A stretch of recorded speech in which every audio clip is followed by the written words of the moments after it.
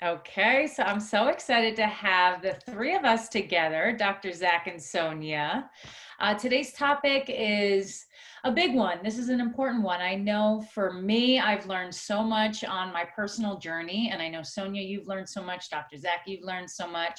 So on this video, we're each going to get a chance to talk about those different lessons, talk about all the different pitfalls, maybe some of the challenges we faced, and really what we learned and what has helped us. I'd love to start off with you, Sonya. If you want to first just give us a little intro, tell us who you are, and then talk to us about some of these lessons that you've personally learned.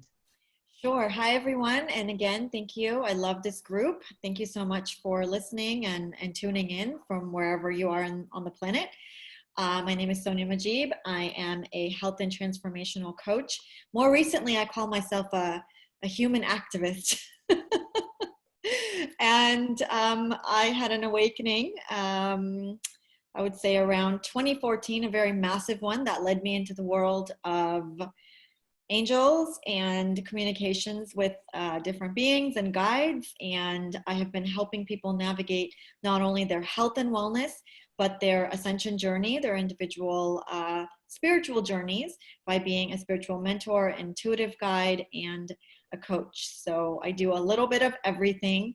I'm very passionate about health and wellness, and I am here to share my gifts to help beautify the planet a little bit while I'm here. So thank you. I love that. And Sonya, when you think about your personal journey, maybe you can start off by talking to us about some of those things that you really learned throughout the, wherever you were on your path. Yeah, gosh, there's so many, but I think the point of this group today was to speak a little bit of those golden nuggets of truth and the things that we have learned that we'd like to share with others. And again, it doesn't matter how long we've been on the path. Some of us have been on the path for 20, 30, 40, 50 years, but we each have our own unique gifts. We each have our own unique perceptions that we're coming in with. And so I think for me, if there was someone that's beginning their journey, or no matter where they are, I feel that a very important lesson to really remember is to not rush the process. I think for me, the biggest thing was, am I doing this right? Is this okay? Always constantly double checking, always constantly making sure, is this okay? Is this okay? Like, kind of just stepping on my own toes. And so what I really wanted to start this talk was by talking about the only reason why we're rushing the process is because we're in the ego mind and we're not in our heart. Because once we're in the mind, we're constantly, again, there's so many questions, there's so much chatter, there's so much noise. And the questions are endless, right? And it's only when we truly we drop in our heart and we stop asking the why and we really trust the process, is where we can start to have gratitude and accept everything that's coming into our reality with grace, and not asking, why is this happening? Why is this not happening? How can I start seeing, how can I start to talk to my spirit guides, or how can I start doing this or that? And in the beginning, it's so exciting. But again, it's all a self-love process. And if and when those things need to open up for each individual, it will. I love that. I love that. And Dr. Zach, when you think about the golden nugget that you've learned, like Sonya has shared, I mean, not rushing the process, so powerful. For you, what comes up?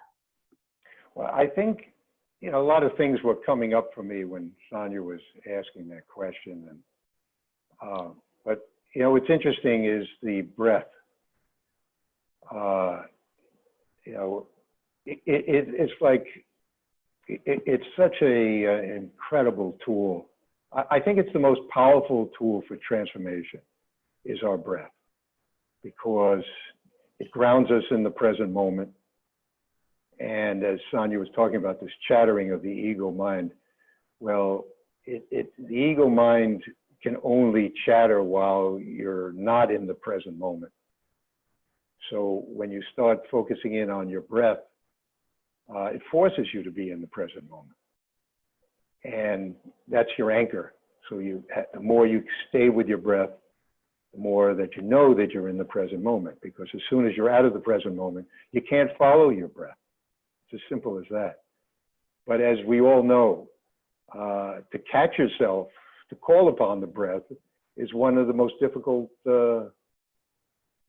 practices and skills, because we get all caught up in our mind. And the last thing our ego mind is thinking about is our breath, because it knows that as soon as you go into the breath, the ego mind goes quiet. And what's really kind of bizarre about all this is the ego mind. I don't know if I mentioned the previous one, the talk we had, was that the closest thing I can characterize the ego mind is like a devil, hides in our shadows of our consciousness. It keeps popping up and woo, and I'm over here, come over here, ignore your true being and spend time with me, even though you look a little weird and you act a little weird. And I'm not very comfortable with you, but I'm stuck with you, But all of a sudden, if you fall back on your breath and start following your breath, all of a sudden that ego mind just quiets, and then you can access your higher self. So there's so many things that we can talk about today, and I'm excited about continuing, but I think it's always important that we honor the breath and the practice of breath awareness. That's really what I'm trying to say. And that takes practice. And I'm always like, what's the thing? Not a broken record, but, I'm always going to talk about meditation. That's practice. That's why meditation is called a practice, because it's not only all the things that we practice while we're doing our meditation, but it's practicing becoming aware and trying to stay as aware as you can of your breath as much of the day as you can, to keep your ego mind quiet so you can access your higher self. I love that. And I think what comes up for me as my initial golden nugget, piggybacking off of what you mentioned, Dr. Zach, is the practice. I know for me, it came with mental discipline, just understanding how to recognize limiting beliefs and then shift very quickly. I also think of love as a practice, because I think of myself, and what I learned early on is I had so many beliefs that I had to dismantle about myself. And so self-love wasn't easy. It still to this day is not easy. So what I've learned from the beginning of my journey is that love is a practice, and that every single day it's going to be part of my practice, and making that part of my practice could be anything in terms of 5 minutes to maybe an hour of stillness, just quiet time where I can acknowledge how I feel, give myself that opportunity to see where I'm not loving myself. And I found that understanding that love is a practice, I remember that it's something I apply daily. So applying self-love to myself and giving myself that love, even on the times and even during those moments where I know we've all gone through it, where we want to blame or we're angry that we handled a situation in a certain way. Making love our practice. So where am I not loving here? Who am I not loving here? Was very instrumental in me just changing my mind about the way I saw myself performing, and even the judgment I had towards others. When I start saying love is a practice, I am immediately humbled to realize that I'm going to make mistakes and that other people are going to make mistakes, but we're all learning. So that was super big for me. I think I'll kick the ball back over to you, Sonya. What's another nugget that, has come up for you as part of your journey? Thank you. There's so much coming up for me as you were talking, but one of the things is that we tend to get so caught up in certain things that we're so passionate about, right? I know I do. And here's something that I really tend to forget often as a student and teacher of life, is that ultimately nothing is truly as it seems, because there's always deeper truths that are being revealed. And so how do we feel about this specific thing or this specific person or this specific agenda or idea, right? If we truly just pause and we go underneath our initial feelings, underneath those feelings, there's so many veils. And underneath it, what's really the core issue? So I've had to, and again, as I call myself an activist in a lot of different ways when it comes to human rights and human body and sovereignty and autonomy. Again, I had to pause when I do get really passionate about some things, and I go, everyone here on the planet is sent as a messenger in some way. We're all God's children. We're all coming from the light. And sometimes we tend to forget when we're so passionate about something. So I think I really want to pass this message on that, again, if we can pause, come back into the heart and know that every single being is here on their specific mission for a specific purpose, and that we need to love everyone. And once we get in that separation consciousness is where there's no more unity, right? That's when we can allow the darkness or the devils or the dark beings to come in and start knocking on our door, because right there we're not in unity anymore. We're in separation. That has been very, very huge for me, and it's very hard, and I have to work on it all the time, I have to say. Powerful. Dr. Zach? Well, when you were talking, Sonya, about, we all have a purpose. I was thinking about, there's an advertisement, I forget which company, where they show individual faces, and then the camera pulls back and each face gets smaller and smaller and smaller and smaller. And all of a sudden there's like an image of the earth or whatever. And I feel that each one of us has an intention or a purpose that plays a role in creating this overall landscape of a human condition or a human effort to bring peace on earth and heaven on earth. And so we're assigned, everybody's assigned a job. You know?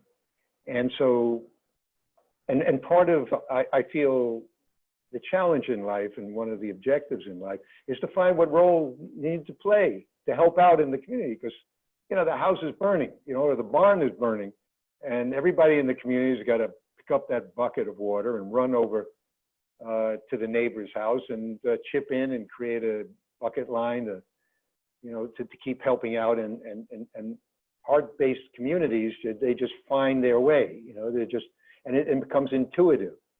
And so it's a process of, in our exploration, especially our inner work, to find that role that we need to play. I mean, if there's ever a time to talk about this house burning, it is now, during this incredible crisis. We see that I was talking to my brother last night, the phrase, "a bat out of hell." I mean, here we have this bat in Wuhan, China, who just happened to make a dropping on an animal that maybe ate the dropping, and all of a sudden somebody ate that animal, and boom, the whole world is becoming infected. So I like the line, "the bat out of hell," because literally, it's that. And so it brings us all together. It shows that we're all connected, that this is a small little planet, this is a village. And, one of the things when I was working on my meditation and I was looking at the description of meaning in life, and I was just fascinated that the description of meaning means including other people. And then if you're just all about yourself, you're living a life that's almost meaningless. And I was just struck by how just that, the simple dictionary definition just had so much wisdom in it. And so it's important, especially during this time where people are stuck at home. And yes, thank God we have Zoom and all that to connect with a lot of people visually. But I think this is a great time to just go inside ourselves, do whatever practice that makes sense for you, and try to get in touch with the meaning in your life, how you relate to other people, not only your family and friends, but think globally. How do you fit in? Because that's where the meaning comes in, is that we have in each of our DNAs, I believe, a message or I don't know about an order, it is kind of like a little order. This is what you should do if you get in touch with the wholeness and and the human experience. And we need your participation. And now's definitely a great motivator to start looking and trying to find that out. Thank you for sharing that. I know when I think about what you just spoke about, and just even the topic of spiritual transformation and what has helped me, I think about the silent killers. Like right away, I think when you're talking about the bat out of hell, I think of silent killers, and I think of depression, and I think of anxiety. And these silent killers, we describe the silent killer now because they're globally, it's got our focus. But when you look at things like suicide and you look at depression and anxiety, it's been there, but it's laid dormant within so many of us. What I really have found throughout my spiritual journey is that what we focus on expands. So for me, when I focus on the things that I can appreciate on the smallest level, I expand. And I'll talk a little bit about what I mean by that. So for example, now we're all home. So our hearts are here, but our minds are someplace else. And I was listening to a video this morning by a gentleman from India who was speaking about this and about how we're not really home. We feel like we're in a building. Some of us feel comfortable there, but a lot of us, even at home, still do not feel at home. And what I would suggest is, if that is you, because that used to be me. I used to be that person who would be like, is this all there is? Is this all I'm meant to do? Is this really life? And I think a lot of people are reaching that type of thought where it's not necessarily from the ego in my mind. It's more so this little whisper from God to bring us back to our heart, just to this stillness and this quietness within. And so for me, during this time, it's been really getting in touch with, where is your head at, Sherry? What are you focusing on? And throughout my entire journey, when I would focus on where I felt I was lacking, I would be shown more of that. I would see that. But now that I'm focused on so much, and I do this through meditation, but I also do it through prayer. When I pray, my focus is always of a higher power, a power that is greater than me, that is stronger than me, that knows exactly what's going to happen tomorrow, that knows all the thoughts that I'm having. So even though in this experience I might feel alone and I might feel scared, there's still a deep knowing that I'm not alone and that there's nothing to be afraid of.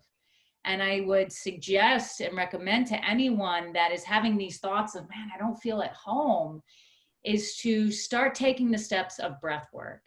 And I know for me, I had no formal training. I never went out and learned meditation. I just started to get in touch with my breath.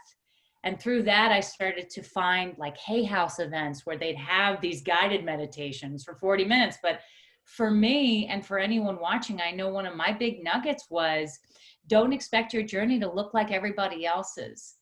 Someone might seem like on the outside, like they have the home and they have everything that you could possibly want, but they're still not home within themselves.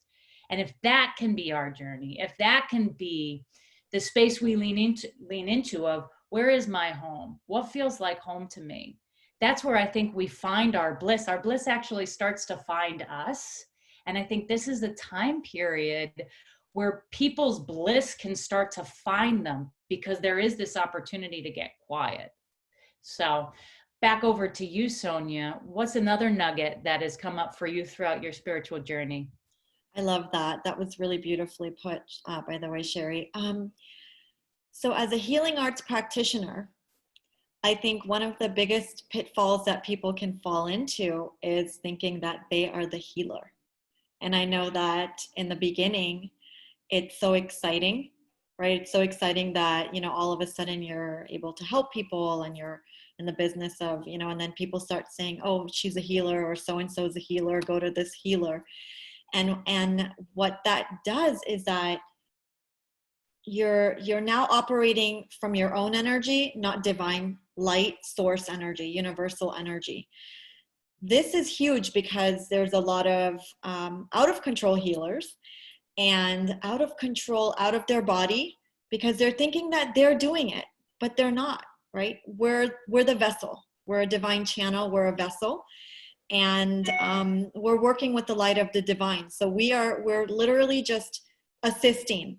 I think that this is such a huge one, because once we start to operate from this light source, from this divine vehicle that we've been given, we have infinite energy.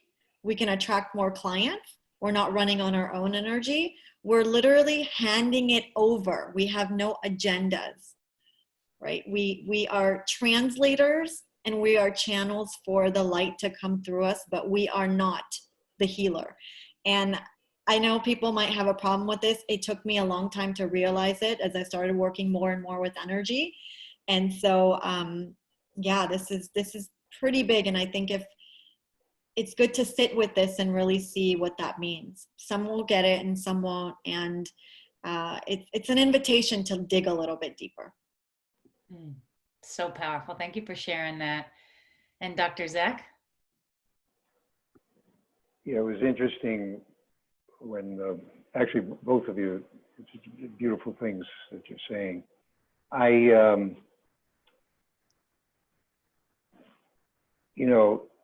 was thinking about the infinite wisdom that we tap into. And Carl Jung talked about the collective unconsciousness, that we all tap into that unconsciousness, the human experience that is part of us. We share all of that, and the same thing is true in our infinite wisdom. We tap into the wisdom that's out there, that brings us all together. And so I think somebody who's wise or has wisdom or has a wisdom thought or whatever is just tapping into the same resource that each one of us have. It's just, and it's, the Greek gods, or during ancient Greece, wisdom was such a rarity. And maybe it's always been that's to be the case. But when somebody had a great idea, the belief was that the gods up in Mount Olympus would reach into their pot of great ideas, or the stones, and they'd pull out an idea and they'd throw it down on the population. It would hit somebody in the head, and that person would have a great idea, And, it's, I created a series in my Happco mindfulness journey, which is on wisdom on demand. How do you train yourself to be in the right mindset to be able to gather wisdom? And it's not easy. A lot of people who've gone through that series, I said, well, how did it work? It was, well, and it was okay, but it's difficult. It's like in our meditation, we want to quiet our ego mind. And then when a thought comes up, we tend to quiet it and get back into our breathing. But in this wisdom series that I was going to say I developed, no, it was, it was tapping into, our collective wisdom. And so the series in the meditation is when a thought comes up during your meditation, to not ignore it, not to just let it go by, but hold on to it. And see if it seems to be some wisdom thoughts coming through, and then interrupt your meditation and write it down. It's like a complete reversal of our normal meditation process, And so it's because that wisdom is coming through us on an ongoing basis.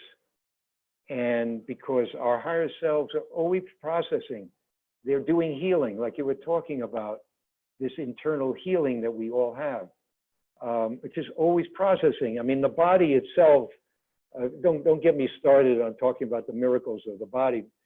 I was talking about that our bodies create our DNA at this rate of 93,000 miles an hour. I mean, the dynamics of this body it is way beyond our cognitive imagination. And we take it for granted. You know, we just think, well, okay, this is just a hand, it's a little mass here and it moves around. Isn't that cute? You know, but there's just such a dynamic, and it heals itself. You cut it, you know, you fix it, and it heals. So there's the incredible mechanisms of process, of wisdom, of healing. And so, Sonya, when you talk about, maybe you can respond to this. When I think it's important as a healer, and I honor you as a healer, because I can feel, you know, just your substance and presence, and I'm sure you know I could feel the kind of great work you do. Thank you. But even though that you can trigger healing processes in the people that you're working with, you're also part of you're part of that person. You're a whole. You and the person you're working with is also a whole. That's a new context. So I don't want you to say you're not a healer, or each of us are healers, because we're here helping people think through things that trigger things within themselves to move them along in their spiritual journey. But we're all collectively healers. We're all collectively healers for ourselves. Somebody else comes in to help us heal. That's a context of you and that other person that you're, you know, that's a healing unit. So I just wanted to make that comment. Yeah, I love that. I love what Sonya had mentioned and what you mentioned, just in terms of being a healer and understanding that we don't heal people. People are healing themselves and tapping into their own energies and frequencies, and where they're calibrating at a high level. Like when I once had this coach, the way I would explain him to people is I'd say, this man was calibrating so high that my negativity was instantly dissipated and brought up to a different frequency. Any belief that I had, it couldn't sustain his high level of certainty and frequency. And that's hence why I wanted to coach with him, and he helped me just gain clarity on all the ways that I wasn't vibrating at that level.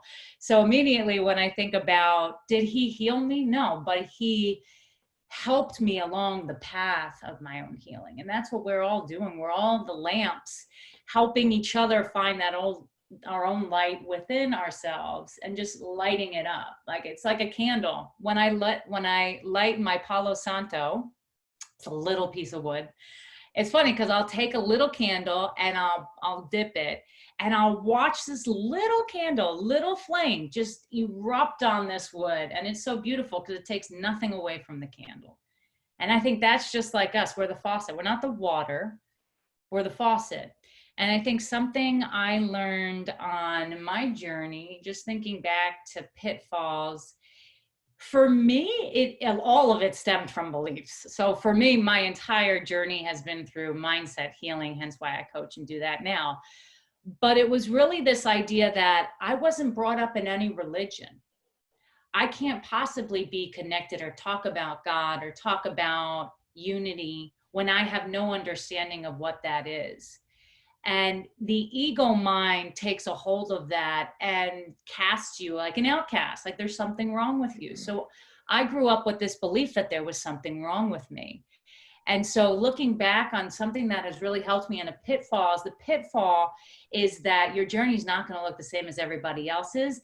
And it doesn't necessarily even have to go down a religious path.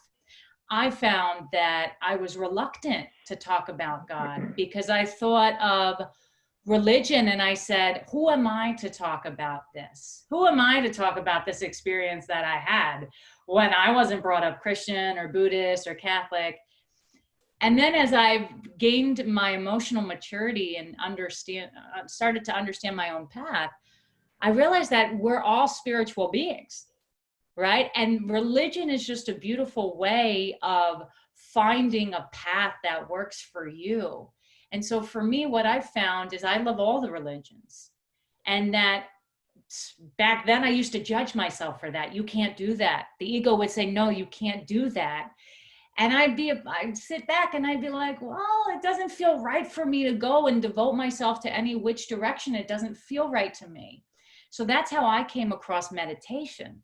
I had seen meditation was coming up through Buddhist texts, through the Bible, through the Quran, through all of these different texts. You see how there is this similarity. And I would suggest something that I learned is that the path back to yourself and the path back to this infinite wisdom is going to look different. And that's almost the excitement. I love it, because as long as we can approach each present moment, not with the belief that we're an expert, but with the belief that we have still something to learn, then there's infinite resources. I've found that when I approach the present moment and I believe I know more than God, and I say, well, no, my situation should look like this, I run out of options really quick. But if I can shift and go to each present moment with like this beginner's mind, this open mind, this mind that says, there is a possibility here that I'm not seeing yet.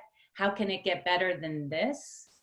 Then my world has completely, it's unfolded and I've been guided. Hence why I found you two. And I found so many different texts that have helped me get back to the same realization. So that was huge for me, because I just was brought up with that belief and I had to really change it. And I think that's what the practice does, is it helps dismantle these beliefs. The belief like I can heal people, Sonya. I think about that. And I even had a coach who told me that. She would just voice it to me. I never said I was healing anyone, but she just mentioned, she's like, we are not the ones healing. We're not that powerful.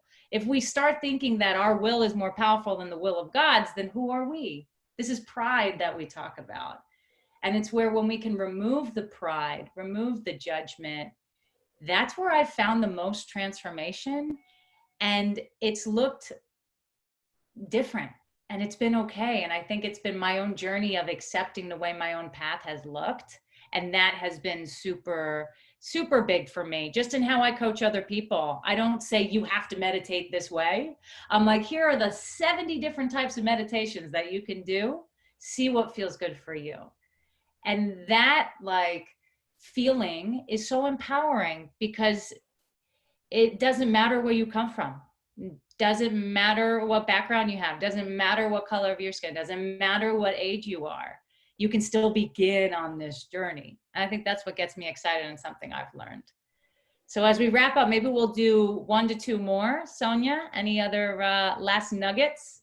One of the nuggets that has helped me so much on this journey is really taking care of my body, really taking care of this divine vessel, really looking at what I'm feeding myself, what I'm consuming on a physical level and on an emotional level with anything that I watch, any news, any movies, any TV, being very mindful of the information that's coming in.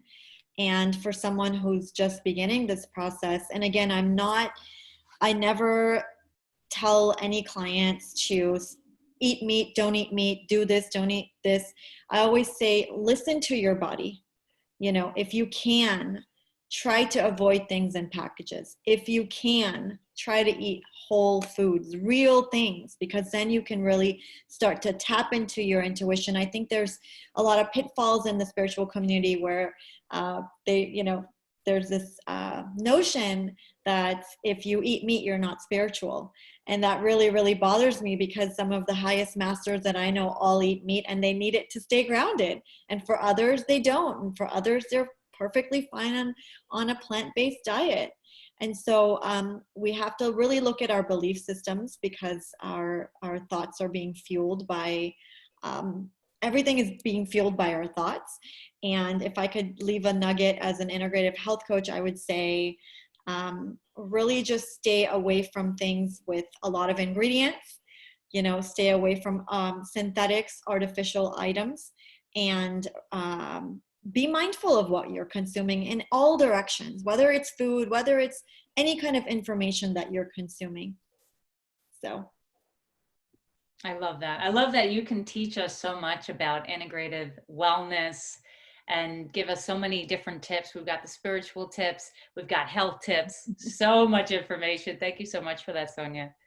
And Dr. Zach, what comes up for you?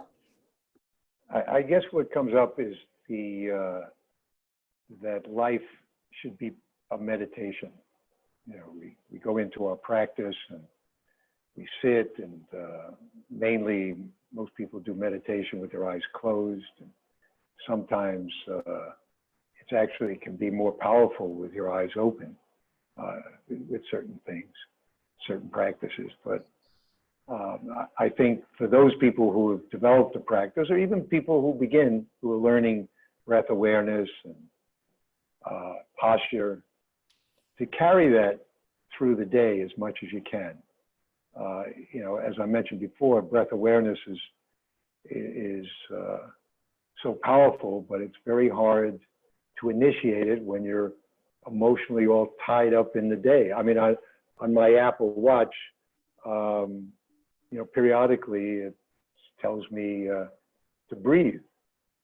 And a lot of times I listen, you know, and I stop what I'm doing and I take a minute and follow my breath.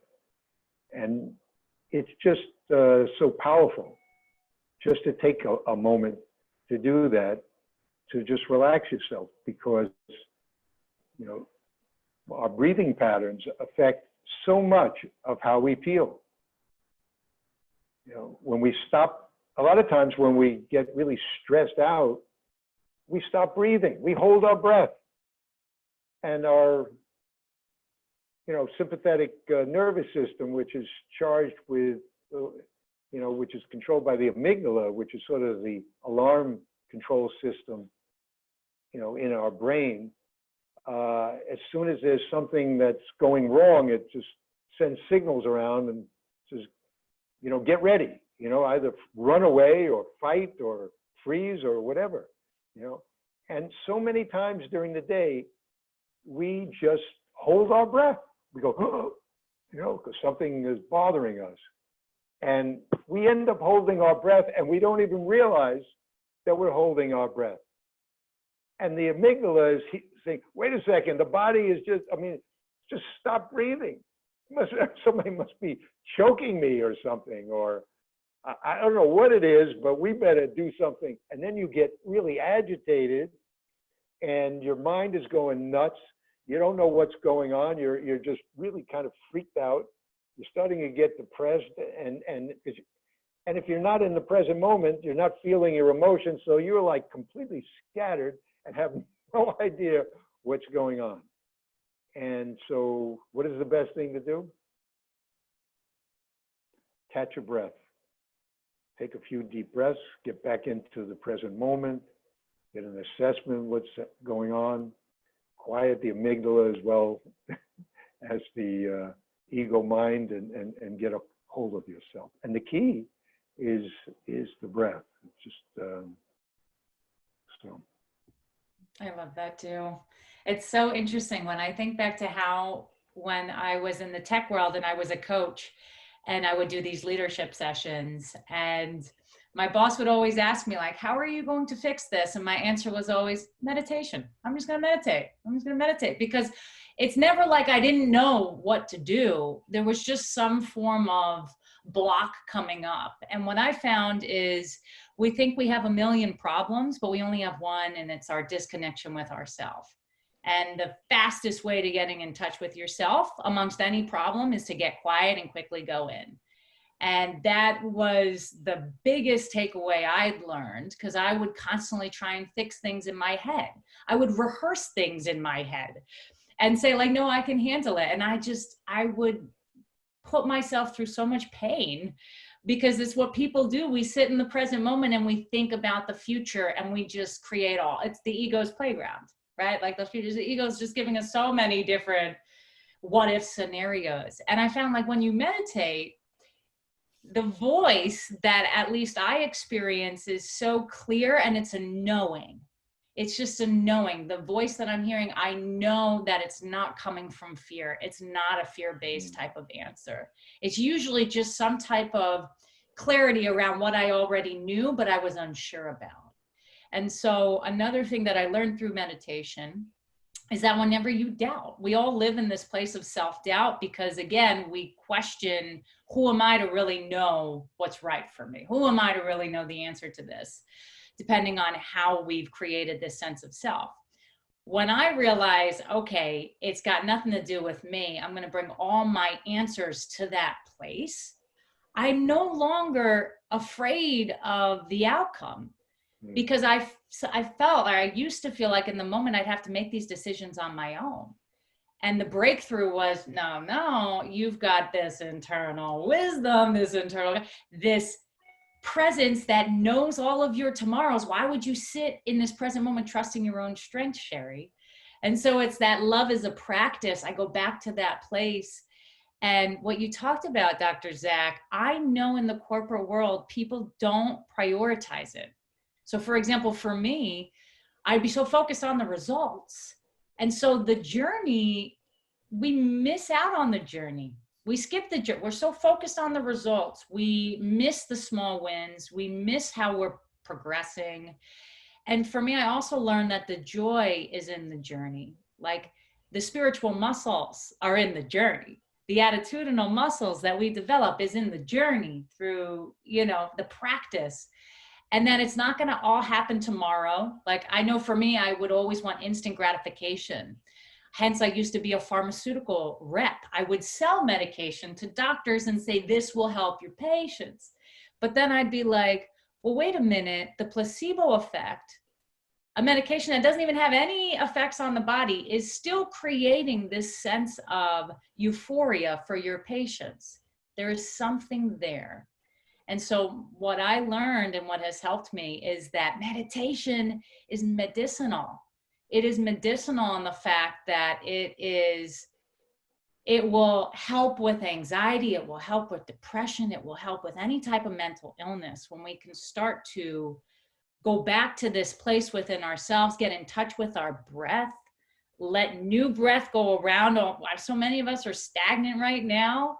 We need to breathe. We need to bring in new oxygen.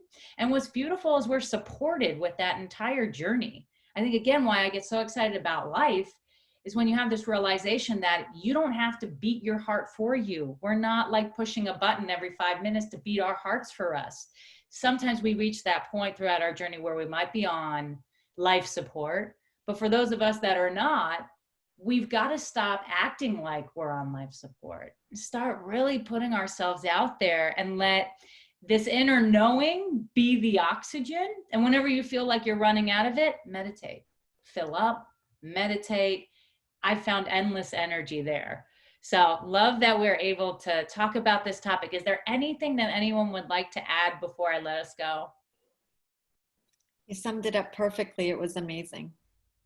Loved it. All right. Yeah, it was great. Perfect. Amazing. Amazing. Well, it was so good to see you guys. I'm so excited to bring us together again. I hope anyone that's been watching this, just know you can reach out to Sonya and Dr. Zach at any time. I'm going to have the information right below here. So thank you guys so much for your time, and I'll be seeing you again soon. Okay. Thank you, Sherry. Take care, Sonya. Stay everybody.